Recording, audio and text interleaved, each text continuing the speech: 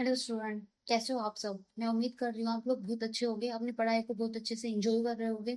स्वागत है आपका अपने YouTube channel perfect teaching by Pooja Gudiya में। आज हम करेंगे चैप्टर नंबर 3 क्लास 10th का, जो कि हमारा रहेगा लीनियर इक्वेशन टू वेरिएबल या pair of linear equation in two variable.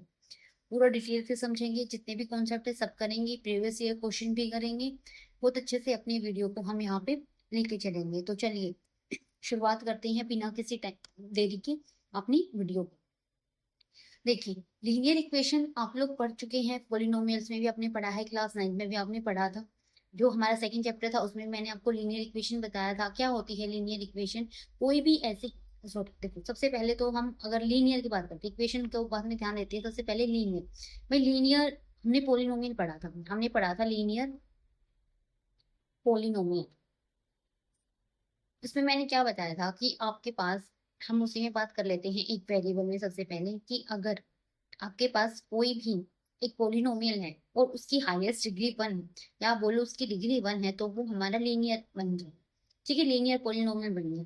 अब बात आती है लीनियर इक्वेशन। इक्वेशन क्या होती है? देखिए, जब भी हम 4x+3 रखा, तो ये हमारा पोलिनोमियल है। लेकिन जब मैंने इसको इक्वेट कर दिया किसी भी चीज से, यानी मैं यहाँ पे इक्वेट कर रही हूँ 0 से, तो जब ये इक्वल टू का निशान आके यहाँ पे भी कुछ आ जाए ना, तो वही हमारी इक्वेशन बन जाती है। जैसे देखिए, an equation is a statement that two mathematical expressions having one or more variables are equal. अब इसमें वेरिएबल्स भी, भाई वेरिएबल्स देखो, क्योंकि आप 7 = 7 ही कर सकते हैं, है ना, तो ये भी एक इक्वेशन है। लेकिन वेरिएबल्स की जरूरत क्यों है? क्योंकि मैं 7x = 9 में लिख सकती हूँ। 7 = 7, इसमें कोई अलग बात नहीं है। ठीक है ना, यहाँ पे एक वेरिएबल आ गया या इधर भी मैं कोई वेरिएबल लिख सकती हूँ, तो ये अलग अलग तरह की बातें हो गई। ठीक है ना, तो बस आपको ये मानना है कि कोई भी हमारे पास पोलिनोमियल है, अगर हम उसको इक्वेट कर देते हैं किसी भी पोलिनोमियल से या 0 से, तो वो हमारा क्या हो जाएगा? हमारी इक्वेशन बन जाएगी। इतनी बात समझ में आई? लीनियर इक्वेशन क्या है समझ आया। अब बात आती है इन टू वेरिएबल्स। इन टू वेरिएबल्स का मतलब क्या है? भाई देखो, मैंने आपको वेरिएबल बताया था कि कोई भी ऐसा संख्या तो नहीं बोलेंगे, मतलब कोई भी ऐसी चीज जिसको, जो अपनी वैल्यू को बदलती रहती है। जैसे मैथ्स में वो चीजें होती हैं ABCD XYZ या TU, जो भी है, मतलब हमारे अल्फाबेटिक जो होते हैं। जैसे यहाँ पे एक्स है, तो जितनी भी एक इक्वेशन में वेरिएबल रहेंगे वही बोली जाती है। जैसे मैंने लिख दिया 4x+3 = 1, तो ये मेरी हो गई linear equation in one variable, क्योंकि यहाँ पे वेरिएबल की संख्या कितनी है? एक ही है, सिर्फ एक्स ही वेरिएबल है। लेकिन अगर मैं लिख दूं 4x+3y = 1, तो यहाँ पे वेरिएबल की संख्या कितनी आ गई? यहाँ पे वेरिएबल दो है, एक एक्स है एक वाई है। एक्स की कुछ वैल्यू रखेंगे तो वाई की कुछ वैल्यू आएगी। ठीक है ना, मतलब ये डिपेंड करेंगे दोनों। एक्स की कुछ वैल्यू होगी तो उससे वाई की वैल्यू चेंज हो जाएगी, वाई की कुछ वैल्यू होगी तो उससे एक्स की वैल्यू चेंज हो जाएगी। ठीक है ना, तो ये वाली बातें हैं कि जब दो वेरिएबल्स आते हैं तो हम टू वेरिएबल्स बोलते हैं। लीनियर है तो इसलिए लीनियर बोल दिया, और ये इक्वेट हो रही है किसी ना किसी चीज से, तो इक्वेशन बन गई। तो यही हो जाता है हमारा linear equation in two variables. फिर आता है पेयर ऑफ लीनियर इक्वेशन, जो मैंने यहाँ पे लिखा नहीं, चलिए मैं अभी लिख देती हूँ, क्योंकि चैप्टर का नाम यही है, पेयर्स ऑफ लीनियर इक्वेशन, है ना। पेयर ऑफ का मतलब क्या होता है? पेयर का मतलब होता है जोड़, यानी इसका मतलब यहाँ पे दो इक्वेशन होंगी। कैसी इक्वेशन होंगी? दोनों ही लीनियर इक्वेशन होंगी। कितने वेरिएबल्स में होंगी? टू वेरिएबल्स में होंगी। ठीक है, जैसे ये मैंने लिखा 4x+3y = 1, फिर मैं लिख सकती हूँ 2x+7y = 2। ठीक है, तो एक इक्वेशन ये होगी, एक इक्वेशन ये होगी। इन दोनों के ही आज हम इन दोनों को कैसे सोल्व करते हैं, कैसे इक्वेट करते हैं, क्या क्या मेथड्स होते हैं सोल्व करने के, ग्राफ पे कैसे रिप्रेजेंट करते हैं, ग्राफ पे रिप्रेजेंट करने से ये हमें क्या बताती हैं, ठीक है, इनके कोफिशिएंट को देखकर हम क्या पता लगा सकते हैं। ये सारी चीजें आज हम यहाँ पे करेंगे। ठीक है, तो मैं उम्मीद करती हूँ कि आप लोगों को ये समझ में आ गया होगा लीनियर इक्वेशन क्या होती है, पेयर ऑफ लीनियर इक्वेशन में क्या आएगा, ये टू वेरिएबल्स क्या होते हैं। ठीक है, देखिए, चलिए अब आती है एक जनरल फॉर्म। भाई जब हम लीनियर इक्वेशन की जनरल फॉर्म की बात करते हैं, लीनियर इक्वेशन की जनरल फॉर्म की बात करते हैं, तो वो हो जाएगी ax+b = 0। This is in one value, in one value. ठीक है, but if we talk about in two variable, अगर हम दो वेरिएबल की बात करते हैं, then A X plus B Y plus C equal to 0। तो ये होगी हमारी linear equation in two variables. ठीक है, linear equation in two variables. इतनी बात आई समझ में? तो ये होगी हमारी जनरल फॉर्म किसकी? Linear equation in two variables. तो ये होती है हमारी जनरल फॉर्म, जहां पे कोफिशिएंट ऑफ एक्स है,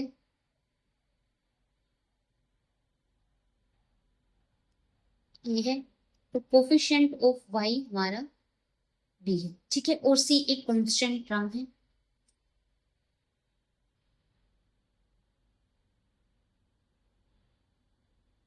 कांस्टेंट टर्म। ठीक है, आ गई बात समझ में? चलिए, अब सबसे पहले मेन बात होती है कि हमें अगर, देखो पहले तो आपको क्या दिया जाएगा, आपको सब एक वर्ड प्रॉब्लम दे दे, बोलेंगे इसकी लीनियर इक्वेशन बनाओ। भाई वो लीनियर इक्वेशन जरूर नहीं कि एक ही हो, दो भी हो सकती है। ठीक है ना? देखिए, जब मैं जनरल फॉर्म की बात कर रही थी, हाँ भाई ये तो तब थी जब आपको एक इक्वेशन की बात कर रही थी। ठीक है, लेकिन जब आपको बात की जाए दो इक्वेशन की, यानी पेयर ऑफ लीनियर इक्वेशन, क्या बोला जाए? Pair of linear equation. जब पेयर की बात की जाती है ना, तो यहाँ पे आपको हो जाता a1x plus b1y plus c equal to 0, a2x plus b2y plus c equal to 0। तो ये होती है हमारी general form pair of linear equation में। ठीक है, a1 b1 c, यहाँ पे c 1 ही आएगा, यहाँ पे c 2। ठीक है, ये हो गई general form linear linear pair of linear equation in two variables की। फिर सबसे पहले आपको ये इक्वेशन लिखनी आनी चाहिए। जब भी आपको कोई वर्ड प्रॉब्लम दी जाती है, सबसे पहले सॉल्यूशन तो बात की बात है, सबसे पहले है कि आप किसी भी वर्ड प्रॉब्लम से इक्वेशन बना पाते हो या नहीं। तो देखिए कैसे बनाते हैं, आज हम वो सीखते हैं। The cost of 5 pens and 7 pencils is 50। 5 pen है, 7 पेंसिल है, उनकी कॉस्ट 50 है। Where the cost of 7 pens and 5 pencils is raised 65. Represent the given word problem in the linear equation form. देखिए भाई, आपको क्या करना है, यहाँ पे आपको एक पेन दे रखा है और एक पेंसिल दे रखी है। पेन और पेंसिल को आपको इक्वल टू एक्स या इक्वल टू वाई मानना है। आपकी मर्जी है, आप पेन को एक्स मान लो या पेंसिल को एक्स मान लो, पेन को वाई मान लो या पेंसिल को वाई, उससे कोई फर्क नहीं पड़ेगा। ठीक है, तो देखिए हम मान लेते हैं late pen equal to x and pencil equal to y। अब इक्वेशन कैसी ही भी बनाओ, कितनी भी इक्वेशन बना दो, सब में पेन और पेंसिल की वैल्यू x और y रहेगी। ठीक है, सबसे पहले हम इस पे देखते हैं, 5 पेन एंड 7 पेंसिल इज 50। ठीक है भाई, 5 पेंसिल, एक पेंसिल की, एक पेंसिल है हमारी x और एक पेन है हमारा x और एक पेंसिल है हमारी y। तो अगर 5 पेन की बात करती हूँ, एक चीज मैं आपको भूल गई, क्योंकि यहाँ पे कॉस्ट की बात हो रही है तो आपको कॉस्ट माननी पड़ेगी। ठीक है, तो कॉस्ट ऑफ 1 पेन, यहाँ पे आपको लिखना पड़ेगा कॉस्ट ऑफ 1 पेन, है ना? तो पेन की जितनी भी पेन है वो तो हमें दे रखा है, हमें कॉस्ट नहीं दे रखी। जो हमें नहीं दे रखा होता वो हमें एक्स या वाई मानना होता, तो हमें कॉस्ट पूछी गई है तो कॉस्ट नहीं दे रखी। ठीक है, तो कॉस्ट माननी है। बस ये बात आपको याद रखनी कि जो भी निकालना, वो जो भी आपको पूछ रखा है, आपको वो एक्स या वाई मानना है। तो हम मान लेट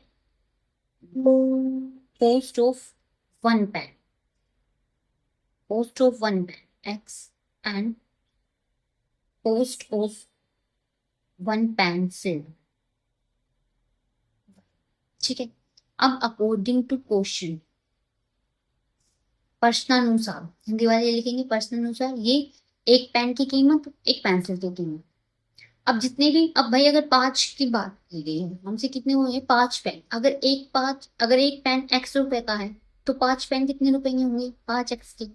ठीक है, फिर प्लस होगा या माइनस? क्योंकि देखो इन्होंने बोला कि दोनों की मिला के 50 रुपए है, तो मतलब हम प्लस करेंगे। इसी तरीके से 7 पेंसिल, एक पेंसिल की कीमत वाई है, तो 7 पेंसिल की कीमत कितनी हो गई? 7 वाई। यहाँ पे आ गया 7 वाई, तो ये आ गया इक्वल टू 15। ये बन गई हमारी इक्वेशन नंबर 1। अब इसी तरीके से हम इक्वेशन 2 बनाएंगे। इक्वेशन 2 में क्या है? देखो, वही पेन है और वही पेंसिल है और इनका है 65। ठीक है, तो आपको पता है एक पेन की कीमत कितनी है? x, तो 7 पेन की कीमत कितनी हो जाएगी? 7x। ठीक है, फिर प्लस है 5 पेंसिल। एक पेंसिल की कीमत है y, तो 5 पेंसिल की कितनी हो जाएगी? 5 पेन। तो 5 65, ये बन गई हमारी इक्वेशन 2। बस इक्वेशन ही फॉर्म करनी थी, तो ऐसे आपको इक्वेशन फॉर्म करनी है यहाँ पे। आई बात समझ में? आगे और वर्ड प्रॉब्लम आएंगे जिनमें क्वेश्चन आएंगे, वहां पे भी आपको अच्छे तरीके से सीखोगे। तो सबसे पहले आपको प्रैक्टिस करना है। अगर आपको इक्वेशन बनानी नहीं आती तो भैया आप इक्वेशन को ना थोड़ा मुश्किल हो जाएगा आपके लिए सोल्व करना, तो वर्ड प्रॉब्लम जो भी आएंगी, तो प्लीज पहले इक्वेशन बनाना सीखिए। ठीक है, चलिए, मैं उम्मीद करती हूँ आपको समझ आ गया होगा कि कैसे इक्वेशन बनती है। अब आता है ग्राफ। जब मैंने आपको पॉलिनोमियल पढ़ाए थे तो मैंने आपको बताया था कि जो भी लीनियर पॉलिनोमियल होते हैं उनका ग्राफ कैसा बनता है? Straight line.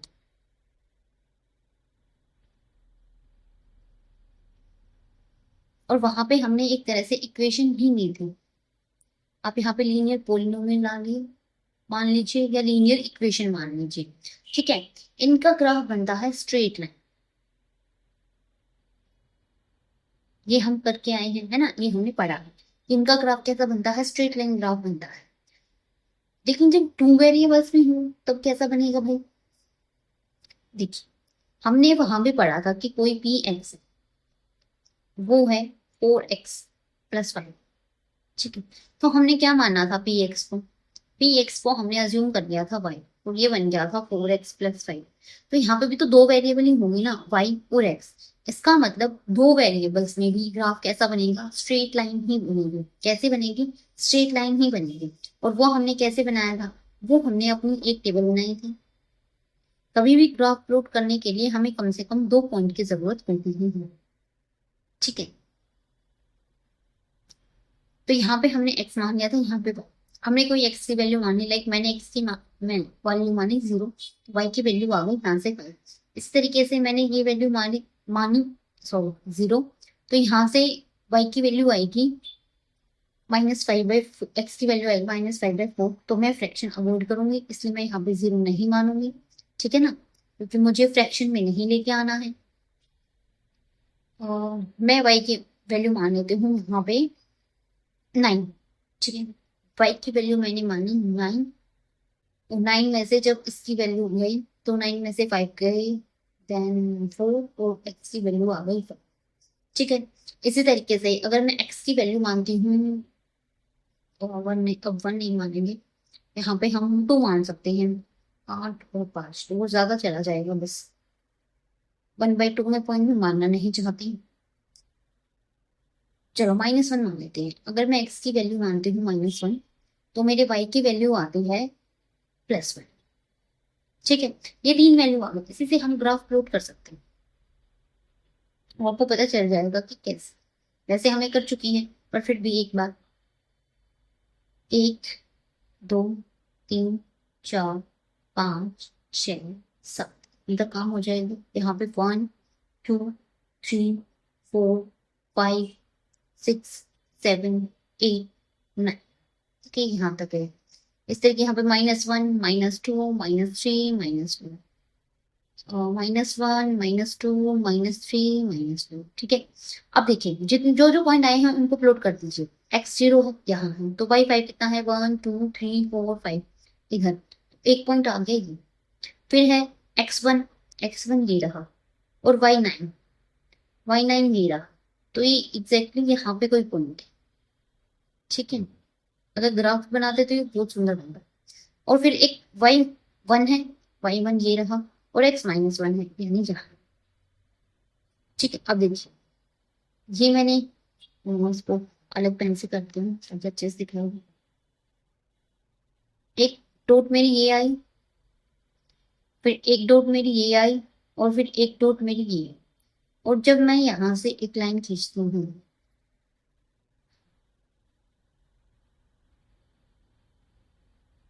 तो देखिए ये जो लाइन है ये बिल्कुल एक स्ट्रेट लाइन है, ठीक है। तो लीनियर इक्वेशन चाहे दो वेरिएबल में हो, एक वेरिएबल में हो, कितने ही वेरिएबल में हो, आपकी जो लाइन है वो में ही होगी, ठीक है। जो लाइन है वो आपकी क्या बनेंगे, स्ट्रेट लाइन बनेगी, ठीक है। आई बात समझ में? ये मैंने आपको ग्राफ पे प्लॉट करके दिखा दिया, ठीक है। अब आती है अच्छा एक चीज और, अभी तो वो थी सिर्फ मैंने सिंगल लाइन ली, लेकिन अगर इस तरीके से डबल लाइन आ जाए तो क्या करें भाई। हम तो पेड़ पढ़ रहे हैं ना, पेड़ ऑफ लीनियर पर, तो हम पेड़ में बात करते हैं। देखिए, जब हम पेड़ में बात करते हैं तो मैं आपको एग्जांपल लेती हूँ। चलो, एक मान ली हमने x -2y = 0, यानी एक इक्वेशन तो ये है, और दूसरी इक्वेशन है 3x + 4y - 20, ठीक है। इसका ग्राफ प्लॉट करना है, तो भाई देखो हर चीज का ग्राफ ना आप ऐसे ही, दोनों ही लाइनों का ग्राफ ऐसे ही प्लॉट होगा। कैसे कि आपको x और y की वैल्यू एक बार एक टेबल में बनानी पड़ेंगी अपना खुद से अज्यूम करके, ठीक है, और फिर उनको ग्राफ पे प्लॉट करना पड़ेगा, और तभी आप कोई डिफरेंस निकाल पाओगे कि क्या बात चल रही है। यहाँ पे x, ये मैं फर्स्ट इक्वेशन के लिए बना लेती हूँ, इस सेकंड की वो भी x, वो भी। तो यहाँ पे देखिए, अगर मैं x की वैल्यू 1 रखती हूँ, यहाँ पे अगर x की वैल्यू 1 है,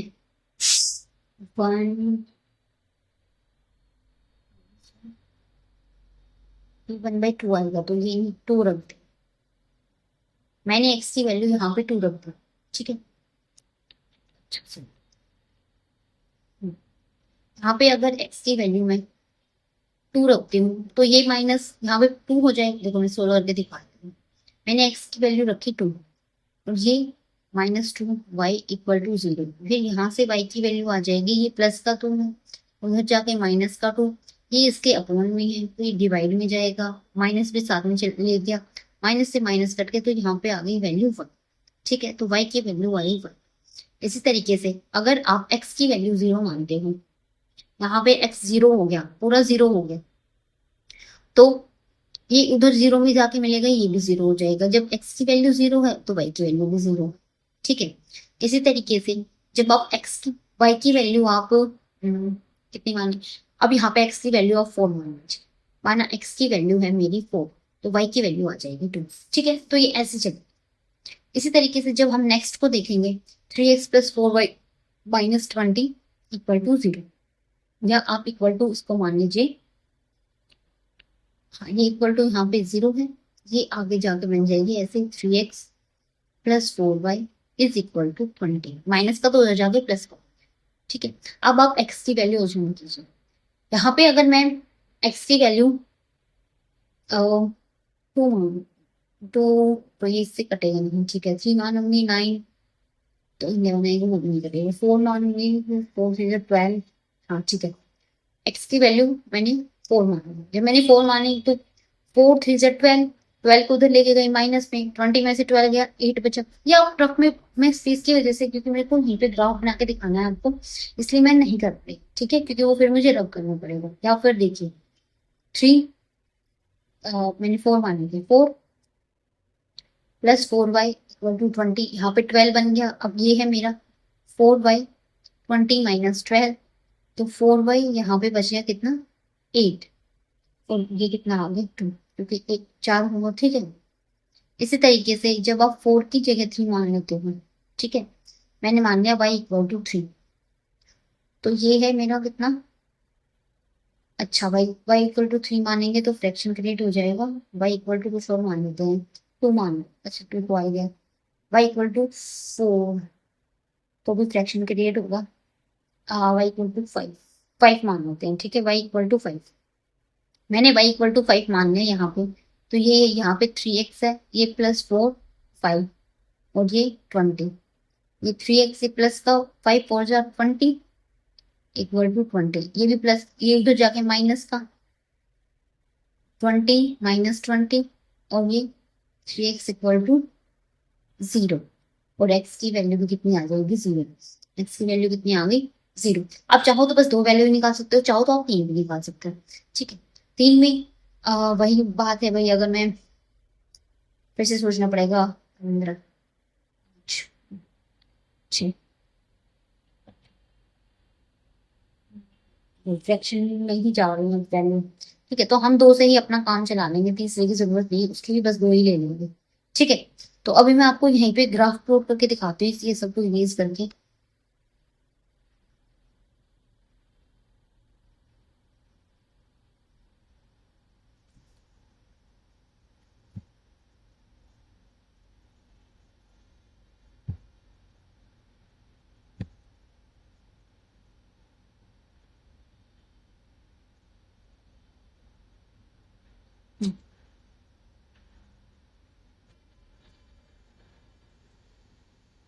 हम्म,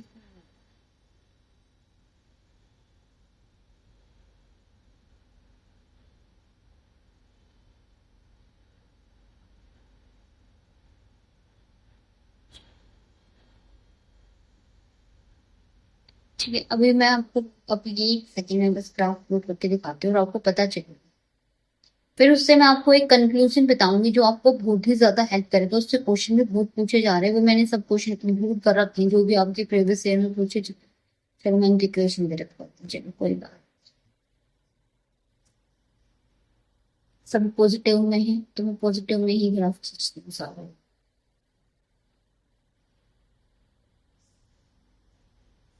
अच्छा, यहाँ पे 1, यहाँ पे 2, यहाँ पे 3, यहाँ पे 4, 5, 6, 7, यहीं तक काम चल रहा है।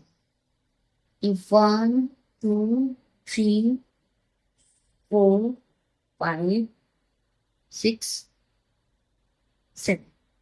ठीक है, अब हम अपने पॉइंट प्लॉट करते हैं पेन को कलर चेंज करके। पहली इक्वेशन के मेरे पॉइंट है 1 और 2, तो वाई एक ये रहा, ये 2 रहा। जब हम इसको मिलाएंगे ये यहाँ पे एक पॉइंट आएगा। ठीक है, फिर एक्स 0 वाई है 0, एक्स 0 वाई है 0, जो था अभी 4 और 2। 4 कहाँ पे है? 2, सबसे पहले तो 2 और ये 4, तो ये करीब यहाँ पे पॉइंट। ठीक है, वे लाइन कुछ ऐसे जा रही है, लेकिन इस तरीके से ऐसे भी जानी चाहिए।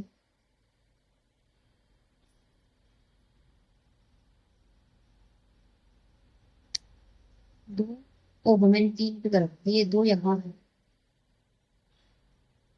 2, 1।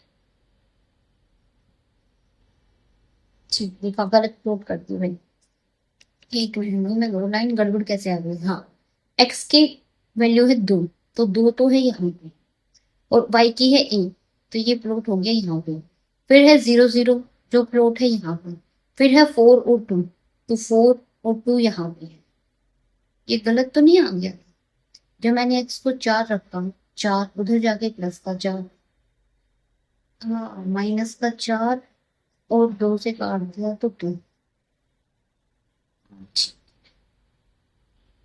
एक्स 4 तो ये रहा, और वाई 2 ही है, वाई 2 यहाँ पे है। ये पॉइंट है, और देखिए ये तीनों पॉइंट एक ही लाइन में है, तो अगर हम यहाँ से कोई लाइन खींचना चाहेंगे तो वो समथिंग ऐसे जाएगी। देखिए आपकी कैलकुलेशन गलत हो सकती है, लेकिन आपको ये याद रखना है कि हमेशा लाइन ना सीधी रखोगे।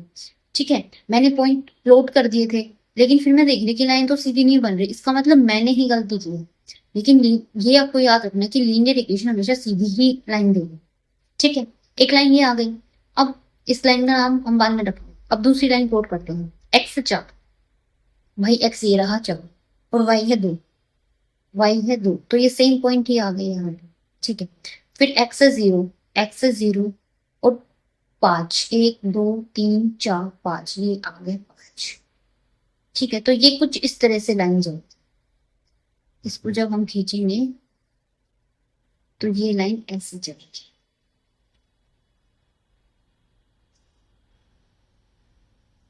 चलिए,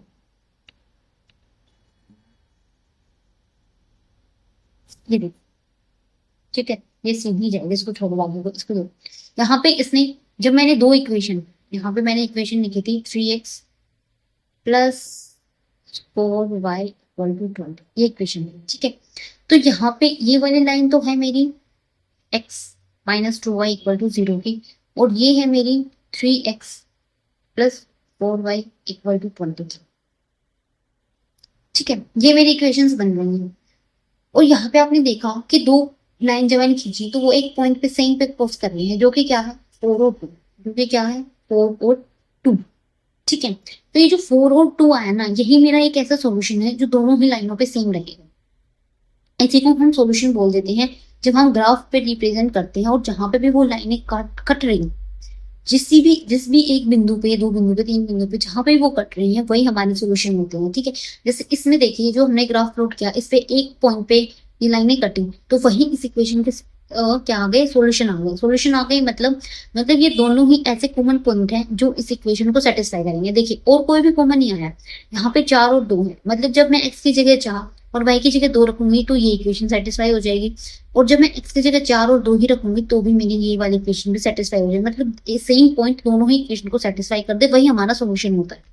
ठीक है, आ गई इतनी बात आपको समझ गई। तो ये कब आता है, जब हम ग्राफिकल रिप्रेजेंटेशन देखते हैं। ठीक है, ये हमारा हो गया, मैंने आपको प्लॉट करके दिखा दिया, उसी में मैंने आपको बता दिया सॉल्यूशन। ठीक है, अब भाई इनका जो मेरी पेयर ऑफ लीनियर इक्वेशंस होते हैं ना, इनका सॉल्यूशन हम दो तरीके से निकाल सकते हैं। एक तो सॉल्यूशन निकलता है, अभी मैंने आपको बताया, ग्राफिकल मेथड से।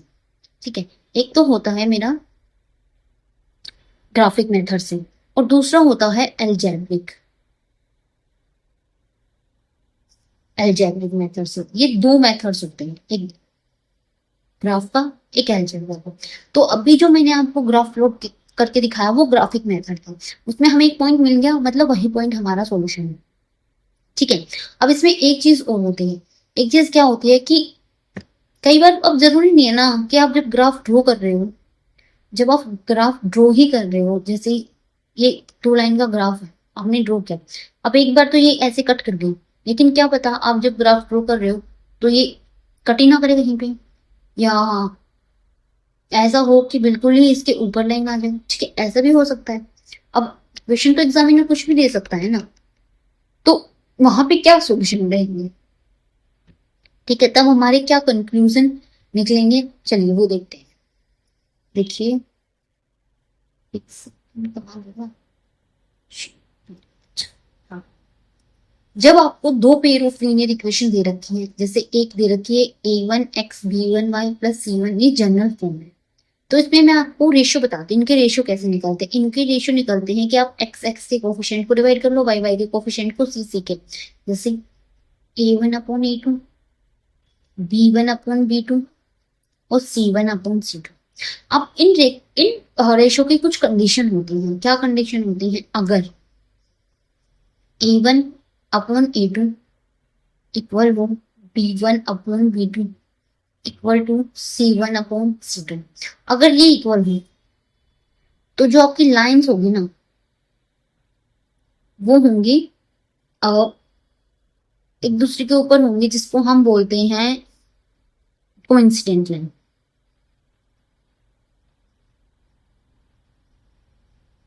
लाइन्स हो गया आपकी कोइंसिडेंट। कोइंसिडेंट का मतलब है बिल्कुल एक के ऊपर ही दूसरी लाइन आएगी। ठीक है, और ऐसे में सॉल्यूशन होते हैं आपके मैनी सॉल्यूशन। कैसे होते हैं, मैनी सॉल्यूशन।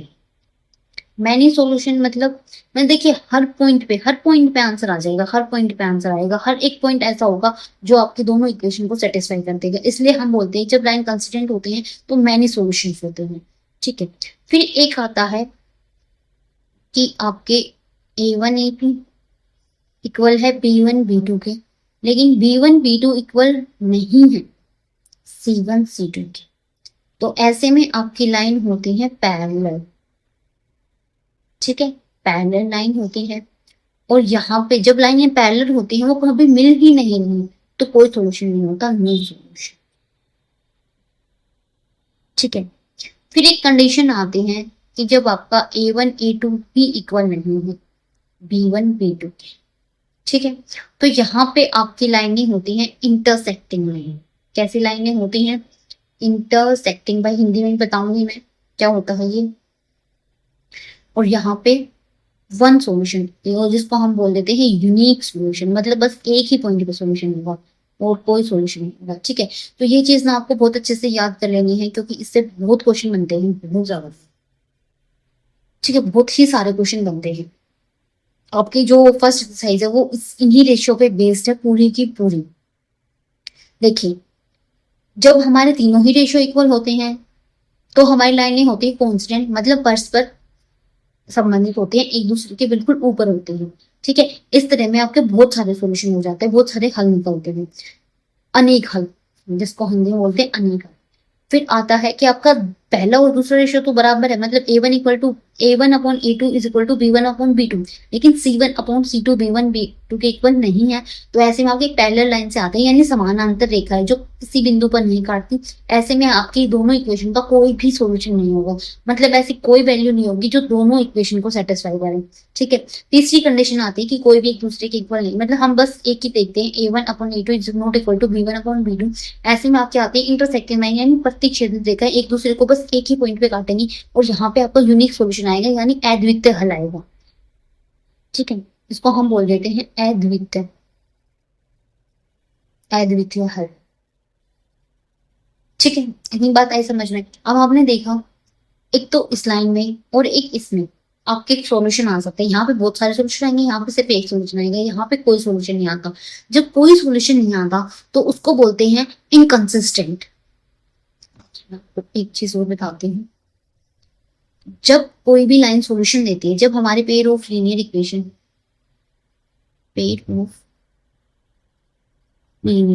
इक्वेशन का कोई सॉल्यूशन आता है ना, सॉल्यूशन होता है, तो वो लाइनें होती हैं हमारे, तो हम बोल देते हैं ये कंसिस्टेंट है। कंसिस्टेंट मतलब संगत, हिंदी में इसको बोलते हैं संगत। ठीक है, मतलब यहाँ पर कोई सॉल्यूशन अगर आपको बोल देते हैं कि ये इक्वेशन संगत है, इसका मतलब इनका पक्का कोई ना कोई सॉल्यूशन तो जरूर है, या तो एक है या बहुत सारे हैं, लेकिन सॉल्यूशन है। फिर अगर आपके होते हैं पेयर ऑफ लीनियर इक्वेशन का जो सॉल्यूशन है वो, या वो कैसी है, वो है इनकंसिस्टेंट, जिसको हम हिंदी में बोलते हैं असंगत।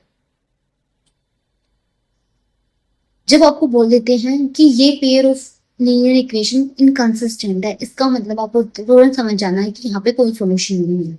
और जब आपको बोलते हैं कि ये pair of linear equation consistent है, इसका मतलब यहाँ पे सॉल्यूशन है, और सॉल्यूशन है तो दो कंडीशन बनेगी।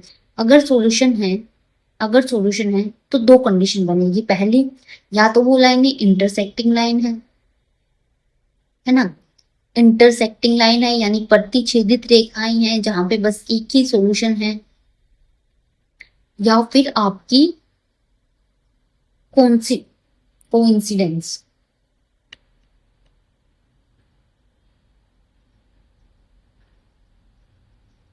कोइंसिडेंस लाइन है, यानी बिल्कुल एक दूसरे के ऊपर है परस्पर, जिसमें आपके बहुत सॉल्यूशन है, मैनी सॉल्यूशन, अनेक सॉल्यूशन। ठीक है, बहुत सारे सॉल्यूशन है। आई बात समझ में? अब आपको समझ आया कंसिस्टेंट क्या होता है, इनकंसिस्टेंट। कंसिस्टेंट में दो कंडीशन बनती हैं, मतलब सॉल्यूशन है तो सॉल्यूशन है तो दो कंडीशन बनेगी, या तो बहुत सारे सॉल्यूशन होंगे या सिर्फ एक सॉल्यूशन होगा। इनकंसिस्टेंट में कोई सॉल्यूशन नहीं, यहाँ पर सिर्फ एक ही कंडीशन है कि आपकी लाइनें पैरेलल है। ठीक है, ऐसे क्वेश्चन पूछा जाता है कि अगर pair of linear equation solution देती है इनकंसिस्टेंट, मतलब लीनियर ऑफ पेयर इक्वेशन है इनकंसिस्टेंट, तो बताइए वो किस तरह की लाइनें ग्राफ पे शो करेंगे, है ना। तो कब करेंगे, मतलब इनकंसिस्टेंट मतलब कोई सॉल्यूशन नहीं। कोई सॉल्यूशन कब नहीं होता, जब लाइनें पैरेलल होती, तो वहां पे लाइनें आपकी पैरेलल आ जाएंगी।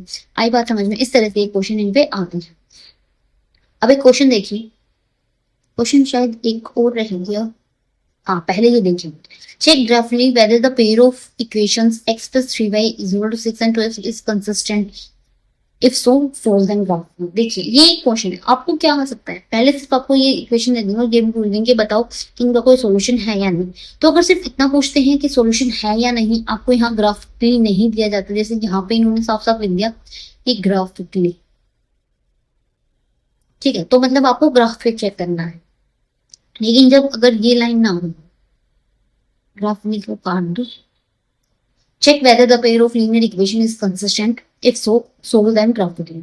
मतलब ये पहले ये पूछेंगे कंसिस्टेंट है, कंसिस्टेंट है मतलब इसमें कोई सोल्यूशन भी है या नहीं, या आप ऐसे ही ग्राफ बनाए जा रहे हो। तो आपको क्या करना है, आपको ये इक्वेशन लिखनी है x plus 3y is equal to 6, या इसको आप मान लो माइनस 6 इक्वल टू 0। और फिर दूसरी है आपको 2x minus 3y minus 12 equal to 0। ये आपकी दो इक्वेशन बन दो, इनमें से आप कोफिशिएंट ले लो a1, है ना।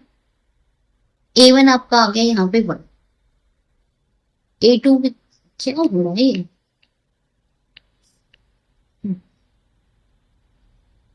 a2 2, इसी तरीके से b1 3, b2 minus 3, c1 minus 6 और c2 माइनस 12।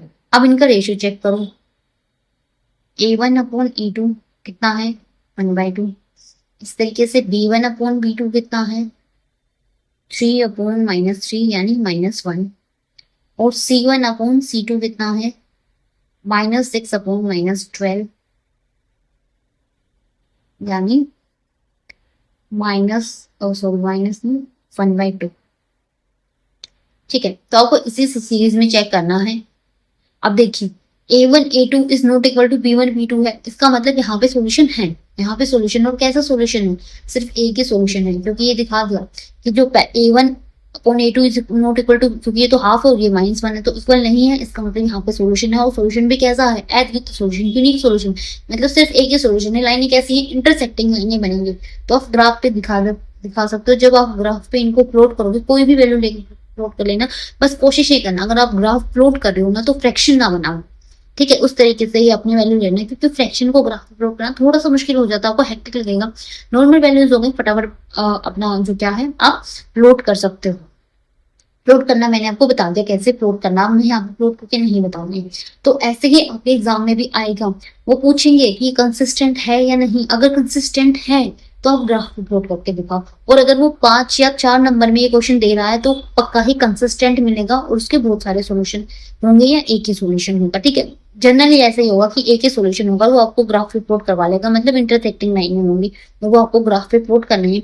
बस ग्राफ पे प्लॉट करने का वही एक तरीका है कि आप अपनी हर जो इक्वेशन है उसके लिए टेबल बनाओ, अपनी एक्स की एक वैल्यू सोचो, वाई की वैल्यू निकालो, बस ध्यान रखना कि फ्रैक्शन में ना हो। बस यही एक तरीका है। आई बात समझ में, ऐसे हम अपने क्वेश्चन कर सकते हैं। चलिए मूव करते हैं नेक्स्ट क्वेश्चन पे। नेक्स्ट क्वेश्चन है, half the perimeter of a rectangular garden whose length is 4 meter more when its width is 36 meter, find the dimension of the garden। यहाँ पे सॉल्यूशन आ गया भाई। देखिए वैसे तो मैं चाहूंगी ये क्वेश्चन में आपको, जब मैं आपको एल्जेब्रिक सॉल्यूशन बता दूं ना तब भी करवाऊंगी, लेकिन अगर ग्राफ में भी एक सॉल्यूशन निकालना आ जाए तो आप कैसे निकालोगे, तो थोड़ा सा मैं आपको आइडिया दे देती हूँ। सबसे पहले आपको यहाँ से इक्वेशन बनानी है। इक्वेशन क्वेश्चन को एक बार नहीं 2 बार पढ़ो, ध्यान से पढ़ो। Half the perimeter of a rectangular garden, जो भी रेक्टेंगुलर गार्डन का पेरीमीटर वो हाफ है, whose length is 4 meter more than its width। क्या बोला गया है, उस गार्डन की जो लेंथ है वो 4 अधिक है उसकी विड्थ इस 36 मीटर। देखिए क्वेश्चन अगर हम ध्यान से पढ़ते तो इन्होंने बोला कि कोई रेक्टेंगल गार्डन है, उसका जो हाफ पेरीमीटर वो 36 है। हाफ मतलब आधा, आधा 36 है। और उसकी लेंथ और विड्थ में क्या रिलेशन दिया गया है कि जो लेंथ है वो 4 मीटर अधिक है उसके विड्थ से। Find the dimension of the garden. अब गार्डन के डायमेंशन निकालो, ठीक है, मतलब वो आपको सोल्व करना है। तो सबसे पहले तो आपको क्या करना है, आपको रेक्टेंगल का पेरीमीटर पता होना चाहिए। भाई मैंने मान ली कि जो मेरी विड्थ, यहाँ पे आप मान लोगे क्योंकि मुझे विड्थ निकालनी है, तो विड्थ मैंने x मान ली और जो लेंथ है वो मैंने y मान ली। कितनी है y। और जो हमारा पेरीमीटर का फॉर्मूला होता है वो होता है 2 into L plus B is equal to perimeter, ठीक है। एल प्लस बी मतलब x, sorry y plus x या x प्लस y बात करनी है, ठीक है, इक्वल टू 2। p यहाँ पे दे रखा 36, 36 आधा दे रखा है तो 2 गुना 36 आधा दे रखा, मतलब आप इस 2 को यहाँ ले आओ p/2, तो ये हाफ ही हो गया। तो यहाँ से आ गई x प्लस y आ गया मेरा 36, क्योंकि पेरीमीटर का आधा 36 से दे रखा है। ठीक है, तो एक इक्वेशन तो ये बन गई है, X plus Y is equal to 36। X आप ये करो एक बार यहाँ पे एक्स में, वरना आप कंफ्यूज हो जाओगे। मैंने उल्टा लिखा है ना, तो विड्थ को वाई मान लो तो लेंथ को एक्स। अब ठीक है, एक्स प्लस वाई, ठीक है, एक इक्वेशन तो ये बन गई। अब आपको यहाँ पे दो इक्वेशन, क्योंकि देखो जब भी दो वेरिएबल होते हैं ना, तो उनका सोल्यूशन बिना दो इक्वेशन के हो ही नहीं सकता। सिर्फ एक ही वेरिएबल का सोल्यूशन खुद से हो सकता है। दो वेरिएबल आ गए मतलब दो इक्वेशन हो गई। अब फिर से देखिए, अब यहाँ से इक्वेशन बनानी है, whose length is 4 metre more than its width. देखिए लेंथ जितनी भी है, विड्थ जितनी भी है, वो जितनी विड्थ है लंबाई उसकी 4 ज्यादा है। अब मेरी विड्थ कितनी है, y है, और लंबाई फिर मेरी कितनी होगी, x plus 4। whose length is 4 metre more than its width. अच्छा अच्छा,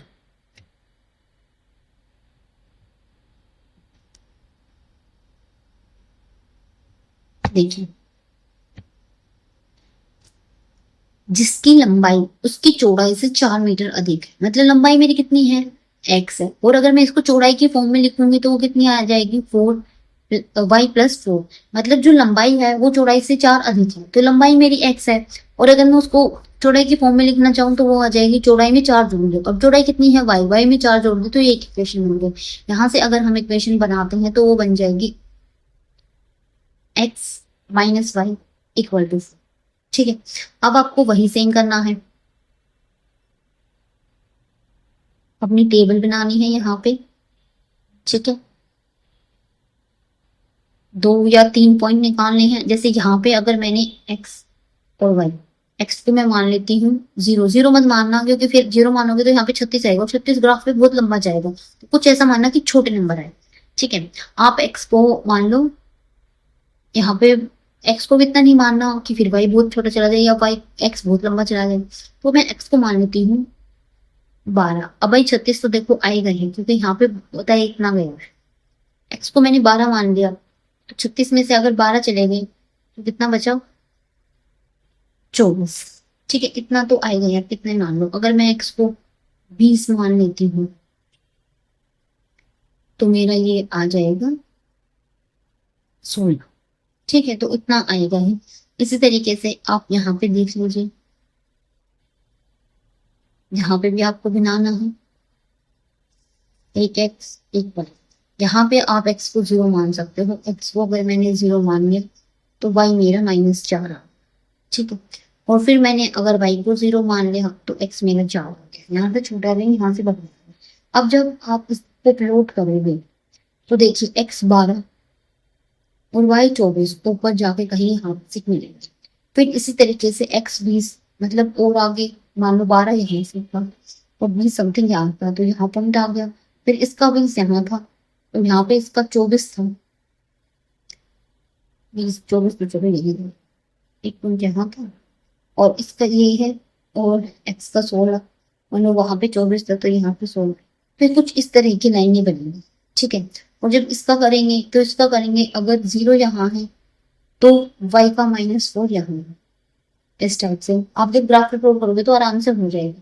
और फिर अगर y का 0 यहाँ है तो x का 4 यहाँ है, तो ये इस तरीके से कोई लाइन बनेगी। तो देखो ये तो लाइन बनेगी ऐसे, और ये लाइन बनेगी ऐसे, तो कोई एक पॉइंट आएगा जहां पे ये कट करेंगे और वही आपका सोल्यूशन आ जाएगा। तो आपको ग्राफ पे ऐसे प्लॉट करना है, और जो ग्राफ पे जो नंबर्स आएंगे ना, जो भी नंबर्स आएंगे x की वैल्यू और यहाँ से y की वैल्यू, जो x की वैल्यू या y की वैल्यू आएगी वहीं पे वही हमारी क्या हो जाएगी, लंबाई और चौड़ाई हो जाएगी। जो x की वैल्यू आएगी वो लंबाई, जो y की वैल्यू आएगी वो चौड़ाई। ठीक है, आ गई इतनी बात आपको समझ में। तो ऐसे आपको ये वाले क्वेश्चन करने हैं। अब देखिए, ये आपके जो प्रीवियस ईयर में क्वेश्चन आए हुए हैं वो है हमारे, the pair of linear equation x + 2y + 5 = 0 and -3x = 6y - 1 has.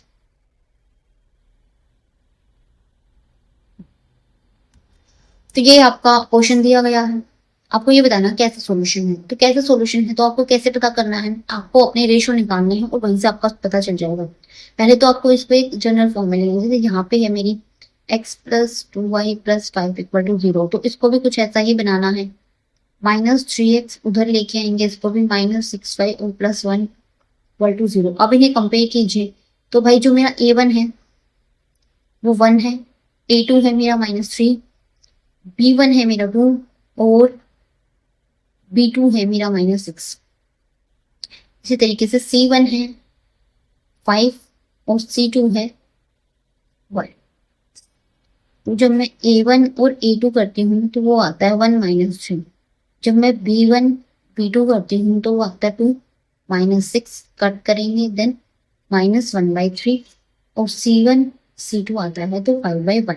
अब आपको क्लियरली दिख रहा है कि ये इसके बराबर है b1 b2 को, है ना, और c1 c2 के बराबर नहीं है, यानी ये कंडीशन बन गई a1 a2 equal to b1 b2, but b1 b2 is not equal to c1 c2, ये इक्वल नहीं है। और ऐसा कब होता है? ऐसा जब होता है जब लाइनें पैरेलल होती हैं। जब लाइनें कैसे होती हैं? पैरेलल होते हैं। जब लाइनें पैरेलल होती हैं तो कितने सॉल्यूशन होते हैं? एक भी नहीं, 0, नो सॉल्यूशन। तो डी मेरा आंसर हो जाएगा। ठीक है, ऐसे क्वेश्चन आएंगे। सेकंड में देखिए, in the given graph of two linear equation are shown the pair of these linear equation. मतलब कैसा होगा? आपको सोल्यूशन दिया गया, ये ग्राफ दिया गया, आपको बताना कैसे सोल्यूशन है। देखिए, जब आप ग्राफ को ध्यान से देखते हो ना तो ये लाइन है, अच्छा कलर चेंज करते हुए 1 मिनट, हाँ, ये लाइन ऐसे गई हुई है और ये लाइन ऐसे गई हुई है। जब हम आप देख रहे हो कि यहाँ पे डिस्टेंस ज्यादा था, यहाँ पे डिस्टेंस कम है, इसका मतलब अगर हम इनको और आगे बढ़ाएं तो कहीं ना कहीं ये पक्का मिल जाएंगे, एक दूसरे को काटते हुए निकल जाएंगे। कटते हुए निकल रही है मतलब इंटरसेक्ट कर रही है, इंटरसेक्ट कर रही है तो कैसे होती है? कंसिस्टेंट होती है। देखो कंसिस्टेंट भी 2 में दे रखा है, इसमें भी इसमें भी, तो कंसिस्टेंट है, बस एक ही पॉइंट पे काट रही है, तो कितने सोल्यूशन होंगे? Unique solution. तो मेरा ए आंसर हो जाएगा। ठीक है, तो इस तरह के क्वेश्चन भाई आपके इन रेशियो से पूछे जाते हैं, रेशियो अच्छे से याद होने चाहिए। The pair of linear equation, एक ये दे रखा है और एक ये दे रखा है, फिर बता रखा है कि बताइए किस तरह की लाइनें हैं। तो आपको सेम बस वही करना है, 2x पहले अपनी जनरल फॉर्म में ले आओ इन सबको। ये आपके 1-2 नंबर के ही क्वेश्चन है, इससे बड़े क्वेश्चन नहीं है, तो आपको इस हिसाब से ही करना है। अब भाई देखिए, यहाँ पे आप थोड़ा ना गौर फरमाइए। अगर आप इस सबको ऐसे देखो, कुछ बच्चे क्या करेंगे 2/15 5/6 करेंगे, जो कि गलत हो रही है, क्योंकि जो y का कोफिशिएंट होता है ना वो b1 होता है, जो x का कोफिशिएंट होता है वो a होता है, और y का कोफिशिएंट हमेशा b होगा। तो आपको इस फॉर्म में अरेंज करना है, मतलब आप ऐसे लिख सकते हो -6x + 15y - 18 इक्वल टू 0। ठीक है, और अब इसको छोड़ के इससे कंपेयर कीजिए, तो यहाँ पे a1 की वैल्यू है 2, a2 की वैल्यू है -6। गूगल पेन पता नहीं क्या गड़बड़ करता है, -5, b2 की वैल्यू है +5, c1 की वैल्यू है -6, c2 की वैल्यू है -18। कंपेयर करते हैं तो 2 -6, इसको आ जाएगा 1, -3 इसको करेंगे तो -5/5 यानी -1। अब आप देख रहे हो शुरू वाले ही इक्वल नहीं आए, शुरू वाले ही इक्वल नहीं आए तो वो किस में होते हैं? जो पहले इक्वल नहीं होते वो होते हैं हमारे इंटरसेक्टिंग लाइन में, है ना। इंटरसेक्टिंग लाइन यानी प्रतिच्छेदित रेखा है, इसमें सिर्फ एक सोल्यूशन होता है, तो ये गई हमारे इसका ऑप्शन ए। ठीक है, इस तरह के क्वेश्चन आएंगे, इस बहुत सारे क्वेश्चन आए हैं जो ऐसे ही हैं। अब the pair of linear equation, अब आपको अगर अपनी स्पीड अप करनी है, सिर्फ एक नंबर का क्वेश्चन आपको टिक ही करना है, तो आप यहीं से देख लेंगे कि भाई a1 की वैल्यू 1 है, यहाँ से जो x की कोफिशिएंट है वो -3 है, तो आ गया 1 -3। तो इस तरीके से यहाँ पे 2 है और वहां पे -6 है, तो इसको काटेंगे तो भी आ जाएगा -1/3, और यहाँ पे 5 है, ये 1 है, मतलब वो इक्वल नहीं है, 5 बना गया। बस पहला और दूसरा इक्वल है, तीसरा इक्वल नहीं है, पहला और दूसरा इक्वल है, तीसरा इक्वल नहीं है। ऐसी कंडीशन कम बनती है जब लाइनें पैरेलल होती है, पैरेलल होती है तो कोई भी सॉल्यूशन नहीं होता, शायद ये क्वेश्चन रिपीट हो जाए। नेक्स्ट देखिए, the value of k four is the pair of, भाई एक तरह के क्वेश्चन तो वो आते हैं कि आपको 2 इक्वेशन दे दी जाएंगे और पूछ लेंगे वो कंसिस्टेंट है इनकंसिस्टेंट है, या कैसी लाइनें बनेंगी, पैरेलल बनेंगी, इंटरसेक्टिंग बनेंगी, कैसे बनेंगी। ठीक है, वो सब आपसे पूछ लेंगे। या फिर इस तरह के क्वेश्चन आएंगे, the value of k four is the pair of linear equation dash and dash do not have a solution. क्या बात बोली गई है कि कोई भी सॉल्यूशन नहीं है, यहाँ पे कोई भी सॉल्यूशन नहीं है। तो आपको ये समझ में आ गया कि कोई भी सॉल्यूशन नहीं है, इसका मतलब ये पैरेलल लाइन है और पैरेलल लाइन का रेशियो होता है, ये इक्वल नहीं होते, ये होते। तो आपको यहाँ से बस रेशियो निकालनी होती है। A1 की वैल्यू है मेरी 5, A2 की वैल्यू है 2, B1 की वैल्यू है 2। अब मैं आपको डायरेक्ट बता रही हूँ। और B यहाँ पे 2, B2 की वैल्यू कितनी है K, नॉट इक्वल टू, यहाँ पे है -7 और ये 1। तो हम इस वाली चीज को छोड़ देंगे, बस इसे सोल्व करेंगे। यहाँ पे क्रॉस मल्टीप्लाई करेंगे तो ये आ जाएगा 5K और ये आ जाएगा 2 2 जा 4 और यहाँ से मेरी K की वैल्यू आ गई 4/5। ठीक है, तो एक रेशियो से इस तरह के क्वेश्चन आएंगे कि आपको K की वैल्यू फाइनल करनी होगी। तो वो रेशियो का यूज आप ऐसे करोगे। यहाँ पे आपको बता दी जाएगी कैसी लाइन है, सोल्यूट है या नहीं है, कंसिस्टेंट है या इनकंसिस्टेंट, उस तरीके से आपको सोल्व करना। नेक्स्ट देखिए, if the pair of linear equation dash has a unique solution then the value of k। अब यूनिक सॉल्यूशन कब होता है?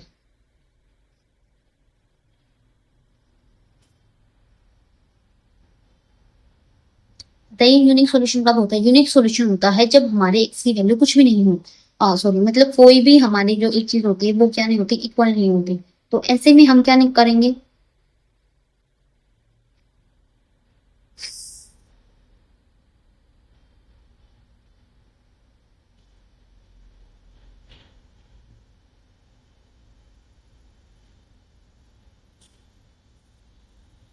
जब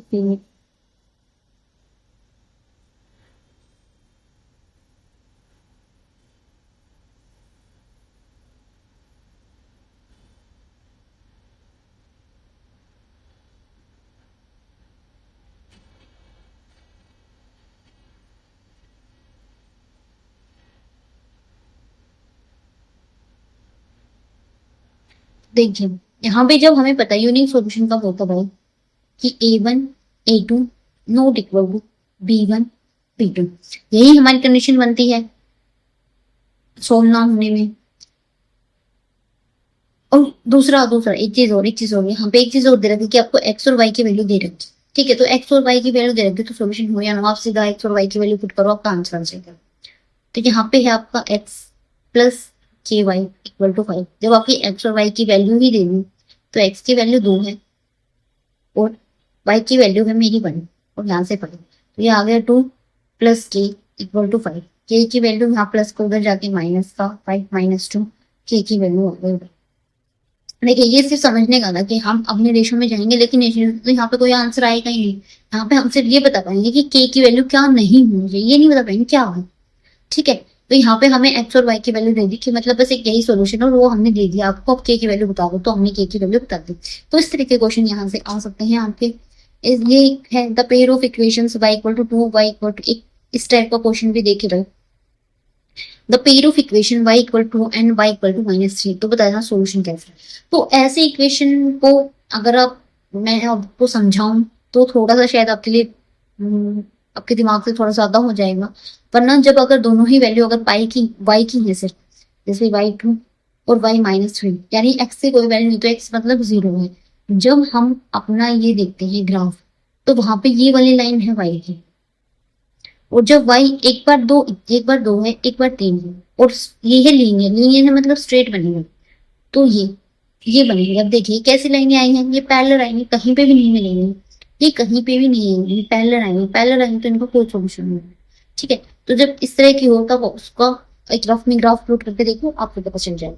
ठीक है, तो ये इस तरह की इस टाइप के क्वेश्चन आ सकते हैं इनसे। फिर two lines are given to be parallel, दो लाइनें पैरेलल दी गई। The equation of one line is 3x minus 2y is equal to 5. The equation of second line जाएंगे। एक ये टाइप का क्वेश्चन हो सकता है कि आपसे पूछ रही है कि दो लाइनें पैरेलल है। अब भाई पैरेलल हैं अगर लाइनें, तो हमने क्या पढ़ा था, हमने पढ़ा था अगर लाइनें पैरेलल हैं मतलब रेशियो होगा A1 B2 is equal to C1 C2। ये इक्वल नहीं होंगे, ये इक्वल होंगे। और आपको एक लाइन की इक्वेशन दे दी 3x minus 2y equal to 5। अगर ठीक है, अब आप में क्या करना, आपको कुछ ऐसी इक्वेशन इनमें से चुननी है कि जब आप उसको चुनोगे तो A1 A2 equal to B1 B2 आ जाए, लेकिन C1 C2 ना हो। जैसे हम ऑप्शन से देखते हैं, पहला है 9x प्लस 8y। भाई देखो जब मैं इसको देखती हूँ तो मेरा यहाँ पे A2 9 बनेगा और B2 8 बनेगा, तो मतलब 3/9 1/3 और 2/8 1/4। गलत हो गया, ये नहीं होगी। इसमें जाइए तो 3/12 और 2/4, 3/1/4। देखिए ध्यान से देखिए, ये माइनस का है। जब मैं 3/-12 करूंगी मेरा आंसर आएगा -1/4। ठीक है। और जब यहाँ से मैं 8 के लिए करूंगी तो यहाँ पे B1 है मेरा -2 और B2 मेरा हो जाएगा -8। तो यहाँ से मेरा आंसर आएगा +1/4। यहाँ पे आंसर आया था -1/4, यहाँ पे आंसर आया है +1/4, तो ये भी आंसर नहीं होगा। दूसरे में देखिए -12 और +8 है। जब यहाँ पे -12 है तो यहाँ से तो मैंने देखा था -1/4 आंसर आया था। अब यहाँ पे प्लस है तो इसका माइनस है, -2/8, तो ये आ गया -2। ठीक है। सी तो इक्वल है ही नहीं, वहां पे 5 इधर 7 है तो कोई इक्वेशन बनती ही नहीं है। मेरा सी आंसर ठीक है। तो अब ऐसे रेशियो चेक करेंगे। अभी ये पैरेलल लाइन के लिए आया था, आपके लिए कोइंसिडेंस लाइन के लिए पूछ सकते हैं। कोइंसिडेंस में आपके तीनों रेशियो सेम होनी चाहिए तो आपको उस तरीके से चेक करना है। फिर आपसे इंटरसेक्टिंग लाइन का पूछ सकते हैं, इंटरसेक्टिंग लाइन में आपका किसी का भी रेशियो सेम नहीं होना चाहिए तो आपको उस तरीके से देखना है। ठीक है। तो ये 3-4 टाइप के क्वेश्चन बनते हैं रेशियो से, ऐसे होंगे।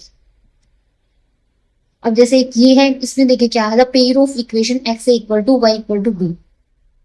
यहाँ पे आपको बी ग्राफिकली रिविजन आपको देखो, जब भी आपको एक x और एक y की वैल्यू हो तो ये समझ लेना वो इंटरसेक्टिंग लाइन में होंगे। जैसे अगर मैं आपको बोल देती हूँ कि x की वैल्यू 5 है और y की वैल्यू 7 है, ठीक है, तो इसमें मैंने साथ में ये भी बोल दिया कि अगर यहाँ पे से मैं y की वैल्यू 7 बता रही हूँ इसका मतलब ऐसी चीज है। अगर मैं y की वैल्यू 7 दे रही हूँ तो देखिए कहीं यहीं से आएगी तो उसकी लाइन ऐसे सीधी बनेगी। ठीक है।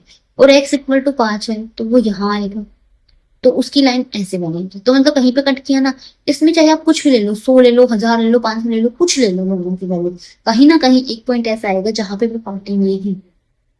ठीक है। क्योंकि जब हम बोलते हैं y इक्वल टू 7 तो वो पैरेलल टू x बनेगी और जब हम बोलते हैं x इक्वल टू 5 तो वो पैरेलल टू y बनेगी। और जब एक पैरेलल टू x है एक पैरेलल टू y है तो वो कहीं ना कहीं पे तो जरूर काटेंगे, कहीं ना कहीं पे वो जरूर काटेंगे। इसलिए यहाँ पे जो लाइन आएगी वो आएगी intersecting at a and b। a and b पे क्यों? क्योंकि भाई x की वैल्यू a है और b की वैल्यू और y की वैल्यू b है तो पहले x लिखा जाएगा फिर b लिखा जाएगा, इसलिए दूसरा ऑप्शन हो गया पहला ऑप्शन। समझ आएगा? तो ये 3-4 तरह के आपके क्वेश्चन होते हैं जो इस पेपर में आ सकते हैं इनसे रिलेटेड। इफ द ये लास्ट क्वेश्चन इस टॉपिक से, फिर हम आगे चलेंगे। If the equations ax minus 2y is equal to 3x minus y represent two intersecting line at unique point and the value of k is, देखिए अब इन्होंने बोला ना तो पॉइंट की वैल्यू दे रखी है और यहाँ पे बोल दी यूनिक पॉइंट। यहाँ से आपको पता चला कि मेरा जो a1 है वो k है, जो मेरा b1 है वो -2 है, जो c1 है वो आप 3 मान लीजिए, इधर देखिए वो तो -1। इसी तरीके से जो a2 है वो 3 है, b2 है वो 1 है और जो c2 है वो 5 है। ठीक है। जब हम इनको कंपेयर करते हैं तो a1 upon a2 unique solution है, इसका मतलब नहीं इक्वल होगा किसके, b1 b2 के। a1 कितना है k, b2 कितना और a2 कितना 3, b1 कितना है -2 और 1 और ये नहीं इक्वल, ये आपको याद रखना। बस आपको ऐसे ही करना है इसको सोल्व, जैसे हम इक्वल टू में करते हैं, क्रॉस मल्टीप्लाई होके ये आ गया और ये आ गया 3 2 6 और माइनस का है तो माइनस के और नॉट इक्वल। अब ये हमें क्या बता रहा है कि नॉट इक्वल टू 6, मतलब इस सिचुएशन में कि सिर्फ -6 से इक्वल नहीं हो सकता और कोई भी रियल नंबर हो सकता, 7 हो सकता, 8 हो सकता, प्लस का 6 हो सकता है, 0 हो सकता है, 10 हो सकता, कुछ भी हो सकता है सिवाय -6। ये आपको ये वाली चीज इंडिकेट कर रहा है। तो आपको आंसर भी यही लिखना है कि यहाँ पे जो k की वैल्यू है वो सिर्फ -6 नहीं हो सकती और कोई भी रियल नंबर हो सकता। ठीक है। आ गई बात समझ में? तो इस तरह के क्वेश्चन आपको ऐसे सोल्व करने हैं। ये इस टॉपिक का लास्ट क्वेश्चन था। अब नेक्स्ट टॉपिक पर मूव करते हैं। भाई मैंने आपको बताया था कि जो पेयर ऑफ लीनियर इक्वेशन होते हैं वो 2 तरीके से सोल्व होते हैं। पहला होता है ग्राफिकल, जो मैंने आपको बहुत डिटेल में करवा दिया। अब होता है एल्जेब्रिक। एल्जेब्रिक के भी 2 वे होते हैं। देखिए वैसे तो इनके ना बहुत सारे तरीके होते हैं लेकिन अभी आपके सिलेबस में सिर्फ 2 ही है। वो है, एक है सब्स्टिट्यूशन मेथड और एक है एलिमिनेशन मेथड। सब्स्टिट्यूशन मेथड मतलब प्रतिस्थापन विधि और एलिमिनेशन मतलब उन्मूलन। सब्स्टिट्यूशन का मतलब है कि एक को दूसरा मान के उसके में पुट कर देना और एलिमिनेशन का मतलब है कि एक को पूरी तरह से हटा देना, दूसरे की वैल्यू निकाल देना। जब हम क्वेश्चन करेंगे तो मैं आपको बताऊंगी, ठीक है। एक क्वेश्चन मैं आपको दोनों ही तरीके से करके बताऊंगी ताकि आप समझ सको कि कौन सा बेटर है। और जब आपको स्पेसिफाई ना किया जाए ना कि इसी तरीके से करो, तो आप किसी भी तरीके का यूज कर सकते हो।